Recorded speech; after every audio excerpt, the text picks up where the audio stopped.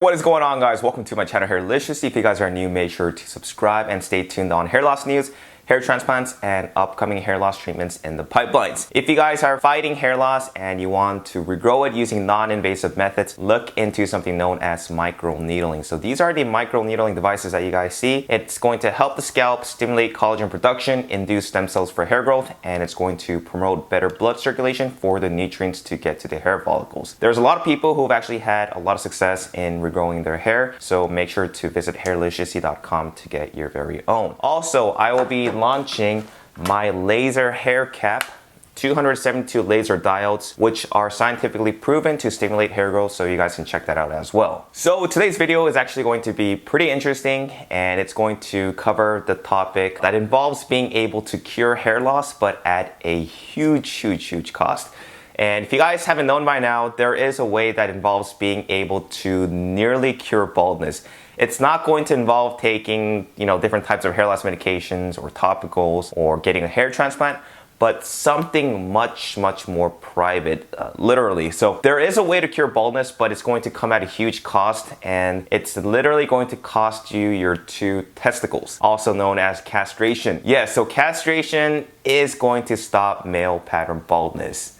There was an article titled "The Effect of Castration in Adolescent and Young Adult Males Upon Further Changes in the Proportions of Bare and Hairy Scalp." And they talk about the effects of castration that it has on male hair. The study consisted of about 21 adolescent and young males before castration, and for 8 to 18 years afterwards. It showed that after castration, there was no development of male pattern baldness, nor of any grossly recognizable denudation of the scalp. There was no expansion of bald areas in existence at the time of castration. At the time of the study, the eunuchs with intact males of similar age exhibited a significantly lower incidence of male pattern baldness and had no further loss of coarse hairs in the pattern that in most males results in recession of the frontal hairline. And after castration, there was no increase in number of coarse hairs, which was detected in bald or sparsely hairy areas of the frontal hairline, and therefore it is concluded that the remedial value of drastic reduction in androgenetic stimulation is probably 0 with regard to return of coarse hairs, which has been lost along the frontal hairline in young men. And this article concludes by stating that it seems near certain that castration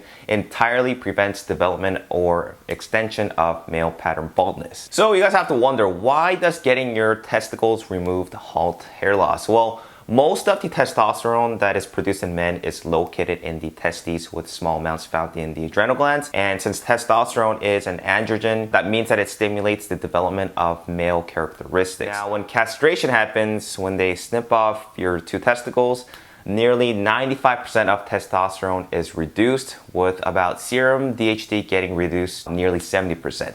So it's not really 100% wiped out as far as testosterone, since there is a small percentage of testosterone that is produced in the adrenal glands.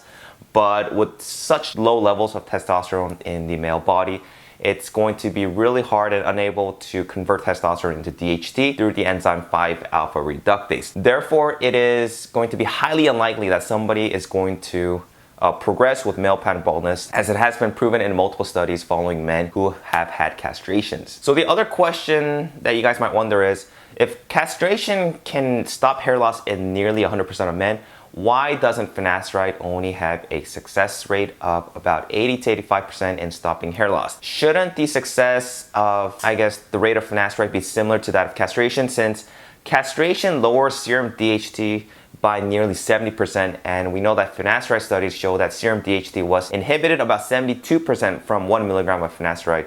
So technically, finasteride should also be able to halt baldness in about 100% of men who are taking it. So considering that castration causes a very dramatic drop in serum testosterone, around 90 to 95%, it seems obvious that castration is going to have a more powerful total anti-androgenic effect than the use of finasteride alone. This probably accounts for the fact that castration seems to be a more effective way at maintaining hair than by taking 1 milligram of finasteride. So like I mentioned earlier, castration isn't going to 100% remove all of your testosterone, since there are going to be some that are produced at the adrenal glands, which would still be able to produce about 5% of testosterone, which also means that there is still a very small chance to go bald since not all of the testosterone is wiped away, but it is very, very highly unlikely. And interestingly enough, you should be able to still be sexually active, but you wouldn't have the natural urge your hormones would give you since most of your testosterone is just wiped away. Now to date, I have actually found a post on Hair Loss Talk regarding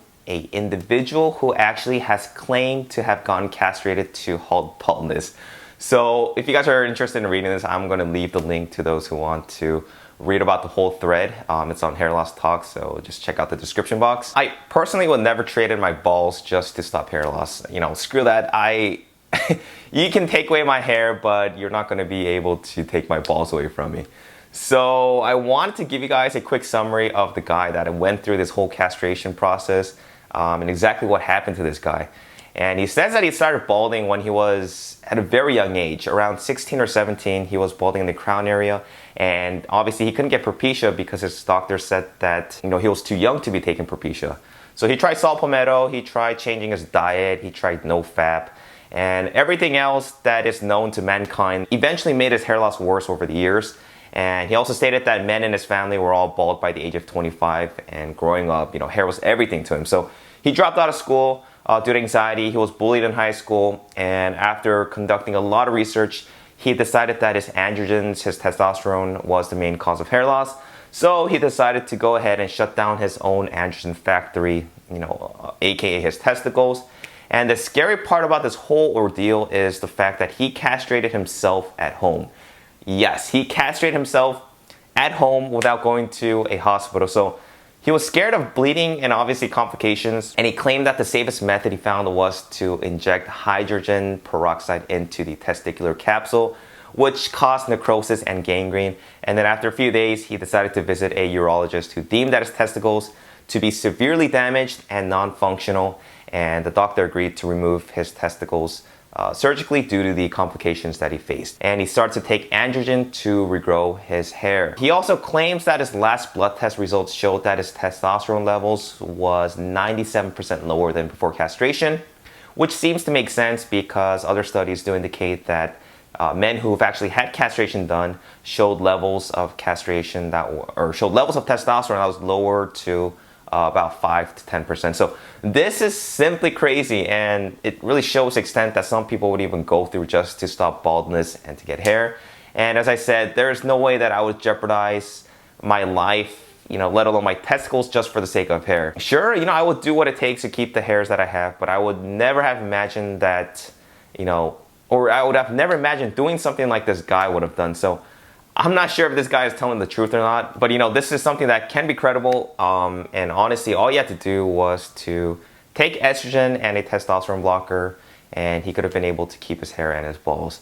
And that's what a lot of, you know, trans males do. They end up taking estrogen, they take testosterone blockers, and a lot of times, if you do end up going with the whole castration, it is going to stop your hair loss. So it is crazy, but it does happen, and I'm sure that a lot of people have done or gone through castration and they've just completely stopped hair loss. So I hope this video was interesting, guys. It really was for me when I was researching. But if you guys have any questions, make sure to leave me some comments, and I will talk to you guys next time. Take care.